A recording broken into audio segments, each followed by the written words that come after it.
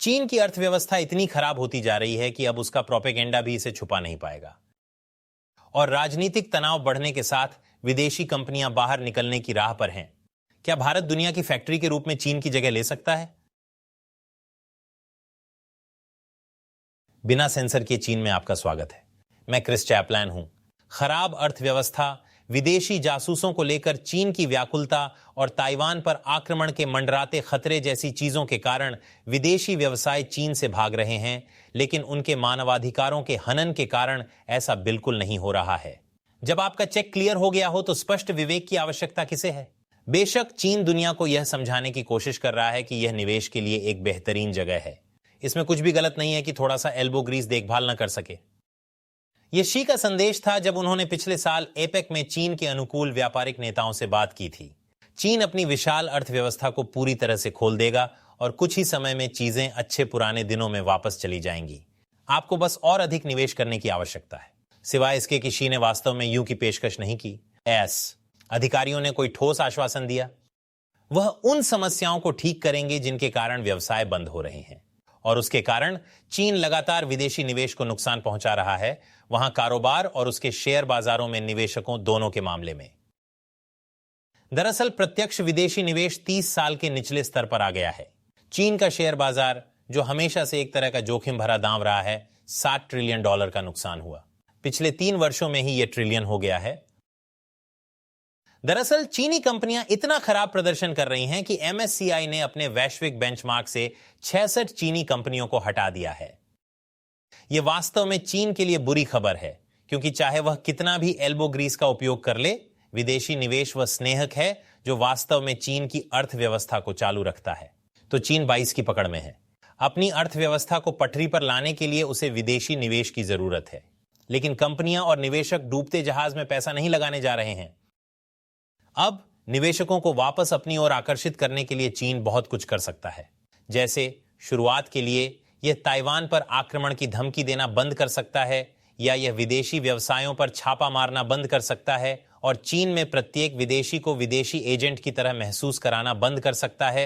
लेकिन यह आकाश को नीला होना बंद करने, पक्षियों को गाना बंद करने या पार्टियों में गिटार बजाने वालों को कसाई बजाना बंद करने के लिए कहने जैसा होगा। जैक जॉनसन कवर करते हैं, चीन इनमें से कोई भी काम नहीं करेगा, और इसके लिए निवेशक और कंपनियां कहीं और तलाश कर रही हैं। अब मैंने बताया कि MSCI ने दर्जनों चीनी कंपनियों को अपने सूचकांक से हटा दिया है। खैर, साथ ही इसने ऐसा किया, इसने कई भारतीय कंपनियों को भी अपने साथ जोड़ लिया। और यह सिर्फ MSCI नहीं है जो चीन को छोड़कर भारत की ओर बढ़ रहा है। वॉल स्ट्रीट रिट लार्ज भी यही बदलाव कर रहा है। ब्लूमबर्ग के अनुसार जो नकदी पहले चीन जाती थी, वह अब भारत जा रही है, जिसमें गोल्डमैन सैक्स ग्रुप इंक जैसे वॉल स्ट्रीट के दिग्गज शामिल हैं, और मॉर्गन स्टैनली अगले दशक के लिए भारत को प्रमुख निवेश गंतव्य के रूप में समर्थन दे रहे हैं। व्यवसाय भी जोर शोर से मतदान कर रहे हैं। कुछ व्यवसाय जो या तो चीन से दूर चले गए हैं या अपनी आपूर्ति श्रृंखलाओं में विविधता ला रहे हैं, वे भारत में भी दुकान स्थापित कर रहे हैं।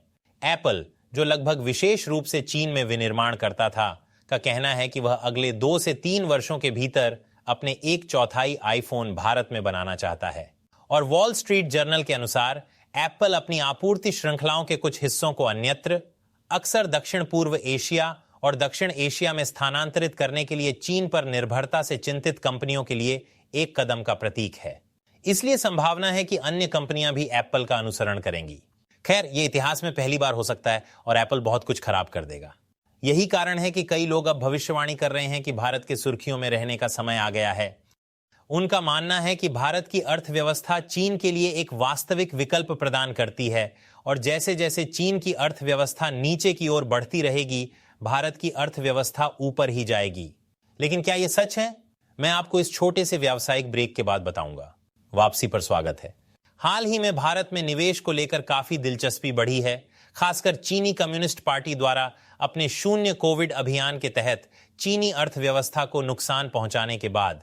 पता चला कि शून्य कोविड उनकी कंपनी की लाभप्रदता थी, और यह समझ में आता है कि लोग भारत को चीन के लिए एक अच्छे विकल्प के रूप में देखते हैं, क्योंकि वे कुछ प्रमुख मायनों में समान हैं। भारत और चीन दोनों भौगोलिक दृष्टि से एशिया के बड़े देश हैं। उनकी आबादी कम से कम अभी के लिए आकार में समान है। इन दोनों को बड़ी उभरती अर्थव्यवस्थाओं के रूप में देखा जाता है, जिनके पास अपनी जनसंख्या के आकार और कम वेतन के कारण बहुत अधिक विनिर्माण क्षमता है। और तुम्हारी दादी सोचती है कि उन दोनों का खाना बहुत मसालेदार है, लेकिन वे सभी बातें दशकों से सच हैं। और फिर भी आधिकारिक आंकड़ों के अनुसार चीन अधिकांश प्रमुख बेंचमार्क के अनुसार भारत से कहीं आगे निकल गया है, जिसके कारण मुझे यहां इसके आगे एक तारांकन चिन्ह लगाना पड़ा है।